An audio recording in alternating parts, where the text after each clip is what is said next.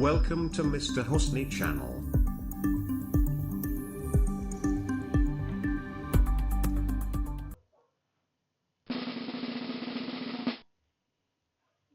Baik, Assalamualaikum warahmatullahi wabarakatuh. Terima kasih kembali lagi bersama saya Muhammad Husni Mubarak dalam mata kuliah Teknologi Media Komunikasi. Kali ini kita akan membahas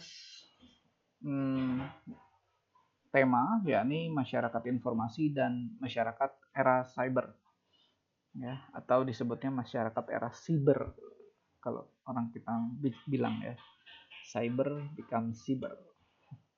Oke, yang pertama kita akan masuk dahulu ke dalam masyarakat dan teknologi, ya. Pengertian apa itu masyarakat dan apa itu teknologi. Dan bagaimana masyarakat dan teknologi bisa menjadi kesatuan atau bisa saling terhubung, ya. Oke. Kalau kita bicara masyarakat, apa itu? Dia kalau di dalam kamus, sejumlah manusia dalam arti yang seluas-luasnya dan terikat oleh suatu kebudayaan yang dianggap sama.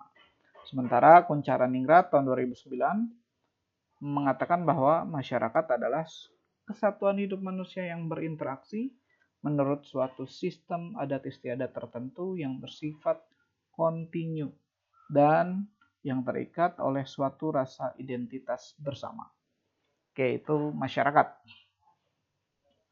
Memahami masyarakat secara mendalam, alangkah baiknya dimulai dengan masyarakat dalam bentuk kelompok-kelompok kesatuan hidup, karena melalui hal tersebut akan diketahui setiap gejolak dan dinamika yang terdapat di dalam masyarakat. Jadi kalau kita bicara soal masyarakat, kalau Anda mempelajari sosiologi komunikasi, di situ Anda bisa melihat bagaimana bentuk masyarakat itu ada yang dinamis, ada yang statis.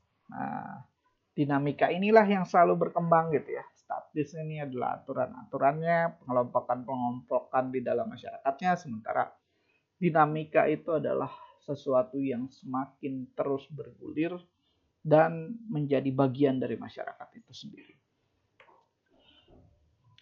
Nah, menelaah masyarakat dapat dilakukan dari dua segi, yakni baik struktural maupun dinamikanya. Tadi saya katakan bahwa jadi ada yang pasif dan ada yang dinamis. Pasif itu akhirnya terbagi menjadi struktur sosial gitu ya. Kemudian dinamika nanti ada proses perubahan sosial dan segala macamnya.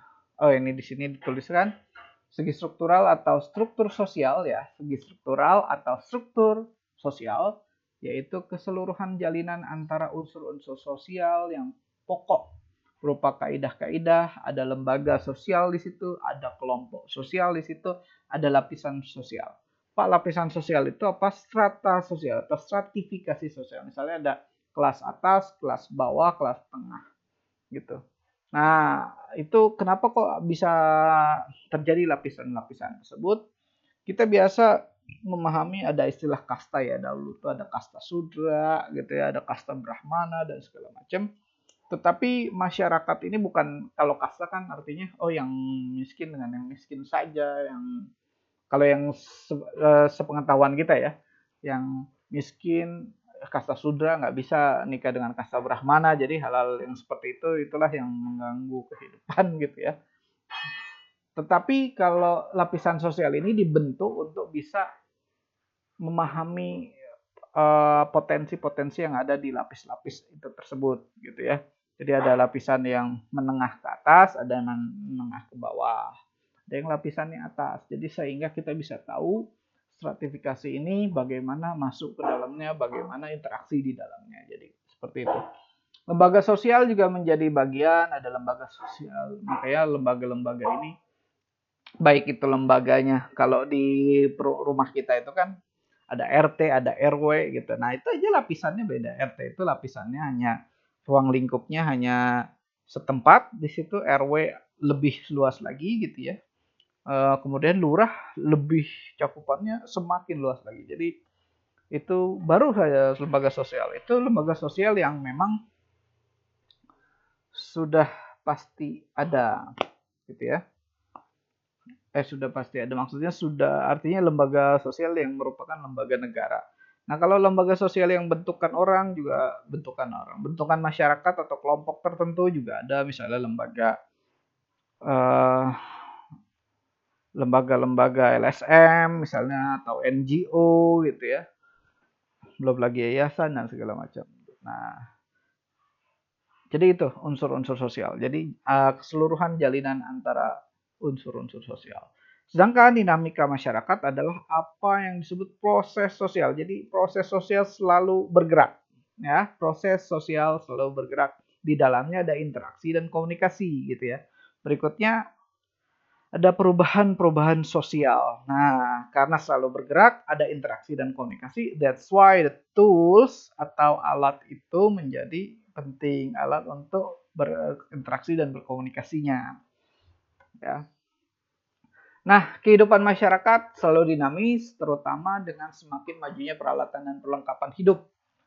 Salah satunya teknologi informasi dan komunikasi yang mempengaruhi manusia berkomunikasi. Dengan bantuan teknologi, penyebaran informasi dapat dilakukan dengan cepat. Penyebaran informasi yang sangat cepat dan masif di masyarakat dapat menyebabkan hilangnya batas ruang dan waktu. Kemajuan teknologi akhirnya menyebabkan ketergantungan masyarakat terhadap informasi. Tak heran kalau sekarang kita melihat di mana-mana, di ruang privat ataupun ruang publik, manusia tidak bisa lepas dari gadget ya, atau get tulisannya harusnya ya, gadget. Sorry ya, tulis gadget salah. Nah, sedikit kita mengulas dari teori teknologi media dan masyarakat dari Baron and Davis. Di dalam MOVID 2009 dikatakan bahwa teknologi media memiliki sejumlah asumsi untuk membentuk masyarakat. Oke, pahamin ya. Teknologi media memiliki sejumlah asumsi untuk membentuk masyarakat. Nah, yang pertama ada teknologi media massa memiliki efek yang berbahaya sekaligus menular bagi masyarakat. Untuk meminimalisir efek ini, di Eropa pada masa 1920-an penyiaran dikendalikan oleh pemerintah. Walaupun ternyata kebijakan ini justru berdampak buruk di Jerman dengan digunakannya penyiaran untuk propaganda Nazi. Jadi memang dahulu media dikendalikan supaya sebenarnya menghilangkan efek berbahayanya. Karena pada saat itu dulu itu lagi sekitar tahun itu ya, kalau misalnya informasi tersebar luas nanti akan mengakibatkan ketidakpercayaan terhadap pemerintah dan timbulnya organisasi-organisasi atau masyarakat-masyarakat yang berbeda pandangan gitu ya. Sehingga ini harus dikontrol. Tetapi sayangnya ketika dikontrol malah dibentuk menjadi propaganda itu gitu ya. Berikutnya, teknologi media massa memiliki kekuatan untuk mempengaruhi pola pikir rata-rata audiensnya. Bahkan pada asumsi berikutnya, dalam teori ini dikatakan bahwa ketika pola pikir seseorang sudah terpengaruh oleh media, maka semakin lama pengaruh tersebut semakin besar. Nah, ini seperti teori what they call is it? Teori jarum hipodermik ya, kalian pernah mempelajari ya. Hypodermic needle. Jadi semakin orang diisi gitu ya otaknya gitu ya oleh media-media gambaran-gambaran itu, semakin orang terpengaruh gitu ya. Apalagi tidak ada tingkat literasinya.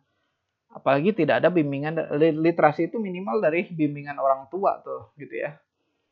Kalau misalnya untuk ya anak-anak misalnya dia percaya ini, padahal itu hal-hal yang tahayul atau hal mistis itu sebenarnya tidak bisa dipastikan gitu ya. Tetapi ketika orang nonton kayak gitu terus gitu, jadi efeknya adalah dia malah selalu khawatir gitu ya, selalu takut kalau misalnya jalan di gelap malam misalnya. Atau juga kebanyakan nonton film kekerasan gitu, akhirnya dia menjadi orang yang terbentuk tuh gara-gara film atau gara-gara TV atau gara-gara yang lain. Terus sehingga dia melakukan tindakan yang serupa. Oke, selanjutnya nomor 3, rata-rata orang yang terpengaruh oleh media dikarenakan ia mengalami keterputusasaan dengan institusi sosial yang sebelumnya. yang sebelumnya justru melindungi dari efek negatif media. Relevan dengan hal tersebut, John Dewey, seorang pemikir pendidikan, misalnya pernah berkata bahwa efek negatif teknologi media dapat disaring melalui pendidikan. Nah, ini juga John Dewey sebenarnya tokoh komunikasi juga, dia juga pemikir pendidikan juga, dan hal-hal tersebut bisa disaring melalui pendidikan. Artinya tingkat intelektualitas makin tinggi, otomatis bisa tersaring. Tapi sekali lagi, intelektualitas tinggi perlu dibarengi juga dengan pendampingan. Ya. Oke, sekarang kita masuk ke dalam masyarakat informasi. Apa sih masyarakat informasi?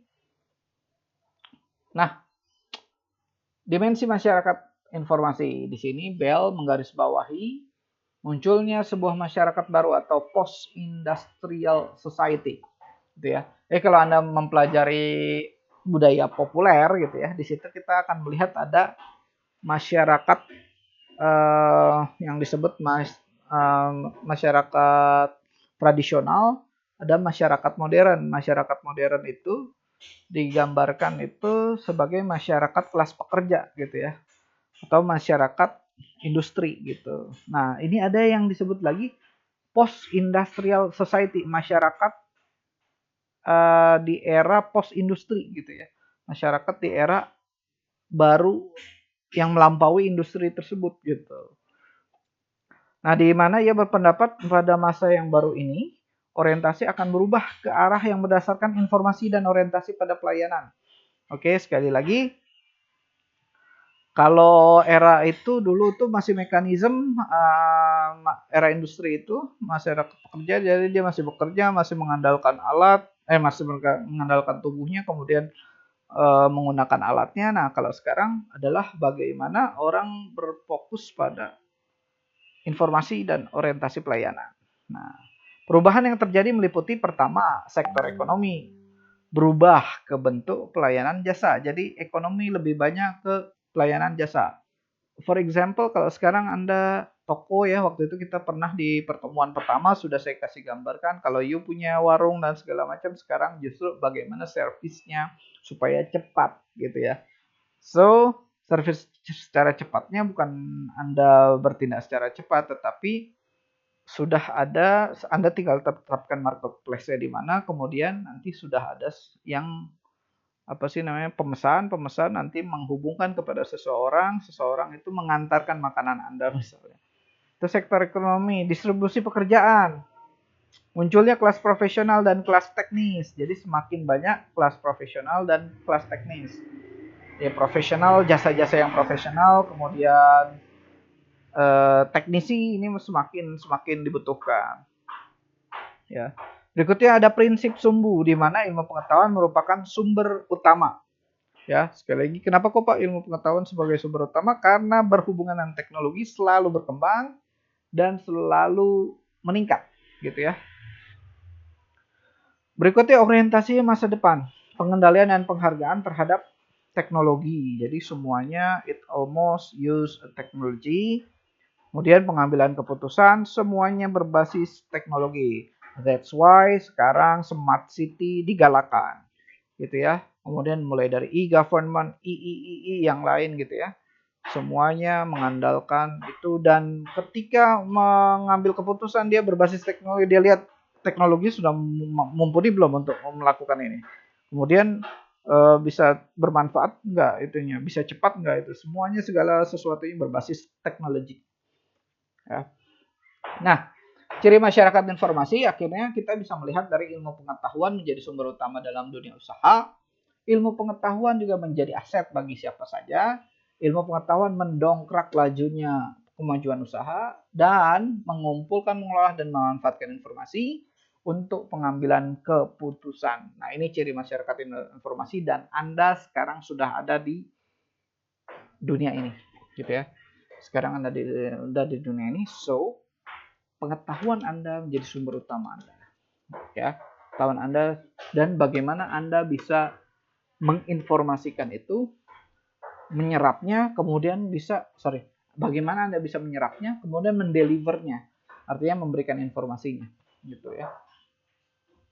Nah, semuanya ini menjadi aset dari semuanya. dunia usaha juga butuh ilmu pengetahuan. Lajunya kemajuan usaha juga melalui ilmu pengetahuan. Semua pengambilan keputusan memanfaatkan informasi. Nah, berikutnya hubungan komputer dan masyarakat informasi. Komputer sebagai mesin pengolah informasi membuka kemungkinan baru dalam hidup manusia. Nah, zaman informasi adalah gambaran di mana gambaran lengkap tentang jaringan komunikasi yang menghubungkan perumahan, dunia usaha dan pemerintahan. Ya. Jadi semuanya telah berjejaring, telah terhubung. Gitu ya. Jadi mulai Anda di rumah, Anda mencari informasi, di tempat usaha juga Anda pasti melihat informasinya. Gitu ya. Berikutnya di di pemerintahan juga sama. Jadi baik pemerintah menggunakan jejaring komputer gitu ya, jejaring internet gitu ya sekarang. Komputerisasi rumah juga sama, dunia usaha juga sama. Tuh. Berikutnya digantikannya surat biasa dengan surat elektronik. Nah, dan pertemuan tatap muka dengan konferensi jarak jauh. Dan sekarang kita sedang melakukan konferensi jarak jauh, gitu ya. Tatap muka mungkin sudah banyak yang tidak menggunakan tatap muka, apalagi pas COVID sekarang ini. Kemudian surat elektronik menjadi penting. Almost surat elektronik sekarang mengalahkan surat biasa gitu ya. Segala pengiriman itu untuk misalnya kita kirim lamaran, kita juga kirim email sudah tidak menggunakan lagi menggunakan surat biasa kecuali beberapa pos di kementerian yang itu membutuhkan surat ya. Surat biasa tuh ya. Oke. Kita lanjut. Sejumlah faktor yang membentuk terbentuknya masyarakat informasi, ada konvergensi teknologi, ada berkembangnya internet, ada digitalisasi, ada konvergensi media, dan merger industri. Nah, sekarang kita pahami satu persatu. Ini konvergensi teknologi di mana if we talk about technology, so alat-alat yang berhubungan dengan teknologi itu sendiri. Misalnya dari TV ini dia bisa tidak hanya untuk bisa nonton TV tapi juga bisa untuk komputer gitu ya, artinya bisa untuk mengetik gitu, kemudian bisa mengirim email gitu ya, kemudian juga bisa nonton YouTube dan segala macam gitu ya, bahkan kalian bisa karaokean gitu ya. Konvergensi teknologinya terhubung gitu ya. Berikutnya berkembangnya internet semakin lama semakin tidak hanya di satu titik gitu ya, tetapi menghubungkan titik-titik lain bahkan ke negara-negara lain. Semuanya bisa terhubung. Gitu. Berikutnya digitalisasi. Semuanya digitalisasi. Data-data terpindah menjadi data-data digital. Sudah lagi tidak menggunakan data manual. Foto yang dulu kita dicetak sekarang semuanya datanya digital. Majangnya juga di ruang digital, kadang di rumah nggak ada yang pajang foto gitu ya, malah juga mungkin nggak ada yang punya album gitu ya, karena semuanya di digital. Berikutnya konvergensi media gitu ya, terhubung. Nah ini konvergensi teknologi dan konvergensi media.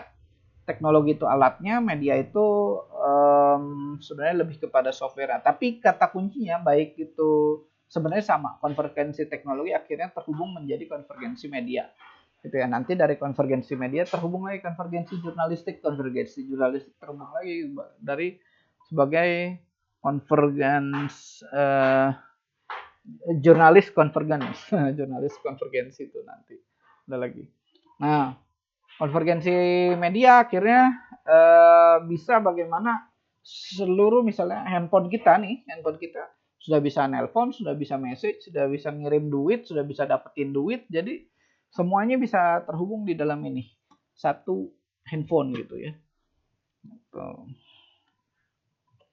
Oke, kemudian ada merger industri gitu. Nah, dulu yang namanya Excel, dia hanya Excel, sekarang tergabung dengan Axis gitu ya. Semuanya ada merger.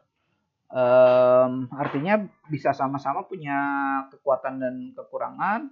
Nah, itu saling-saling digabung gitu ya. Axis kekuatannya ini, Excel kekuatannya ini, mereka saling bergabung gitu. Jadi Excel Axiata makanya.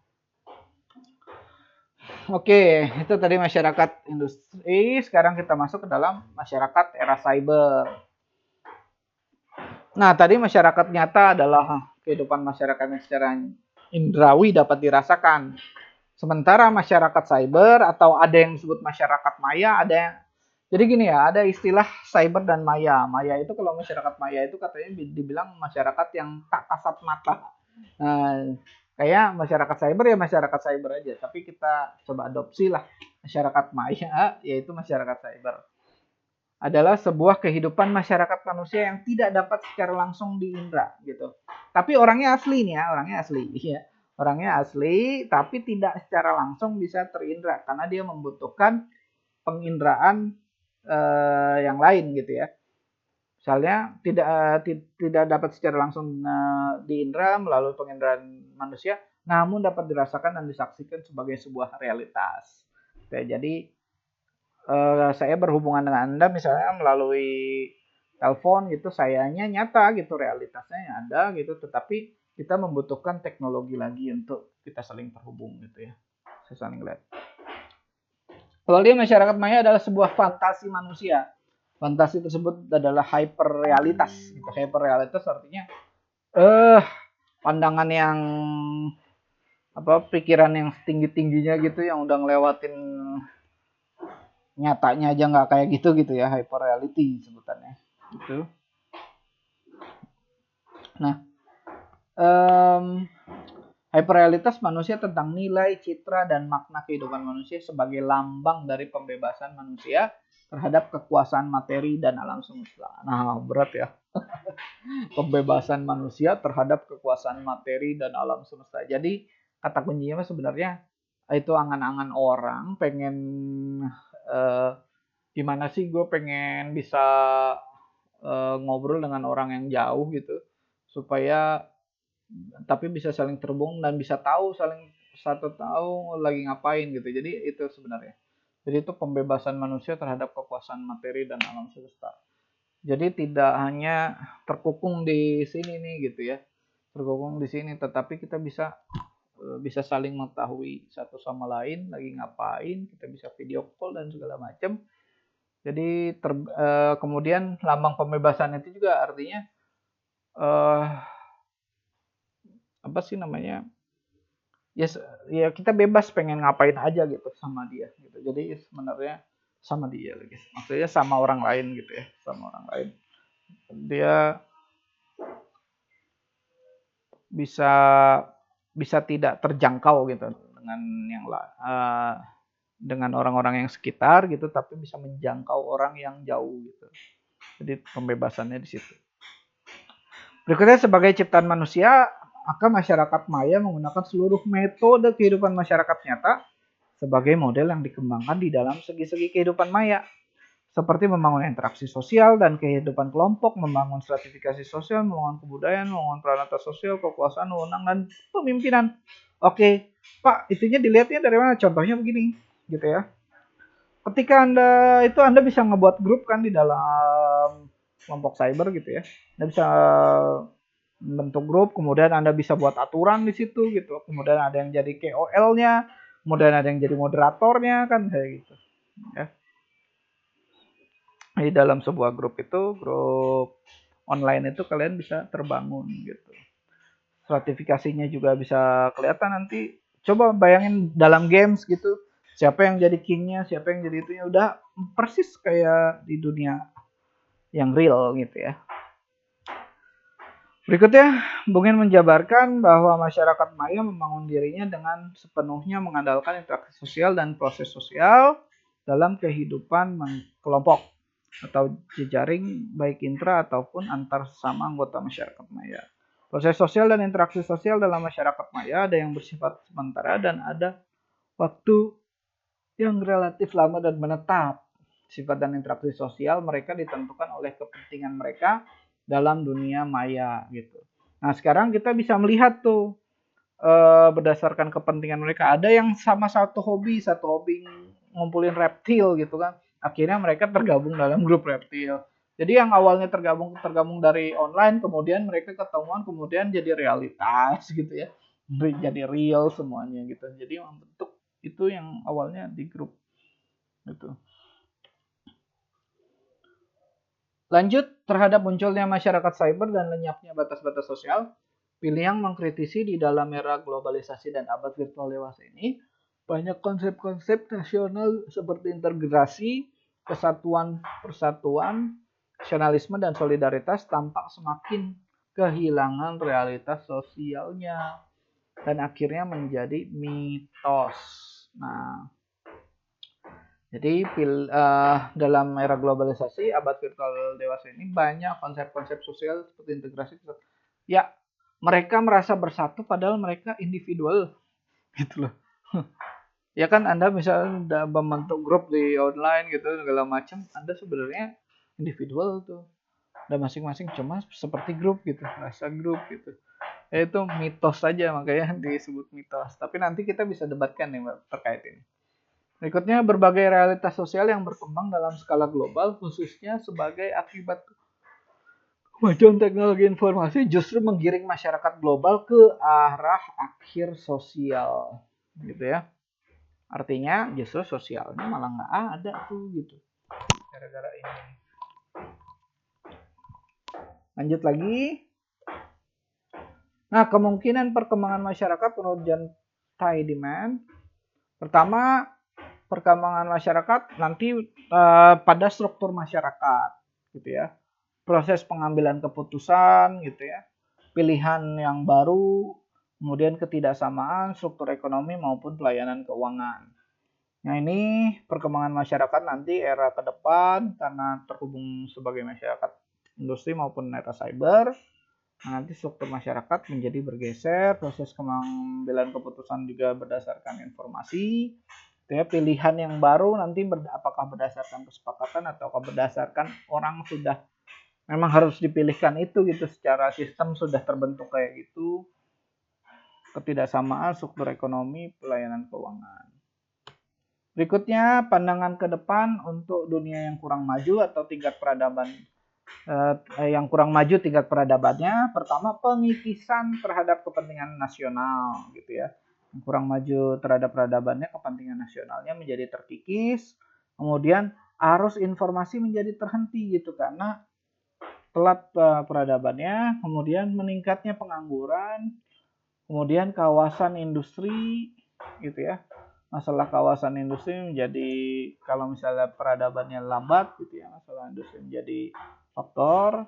Berikutnya, reorganisasi ekonomi, perlu diorganisasikan kembali ekonominya atau diatur kembali. Berikutnya, ancaman terhadap kebudayaan nasional. Oke. Baik, itu saja dari saya. Mudah-mudahan ada manfaatnya. Apabila ada pertanyaan, silakan ditulis di kolom komentar. Assalamualaikum warahmatullahi wabarakatuh.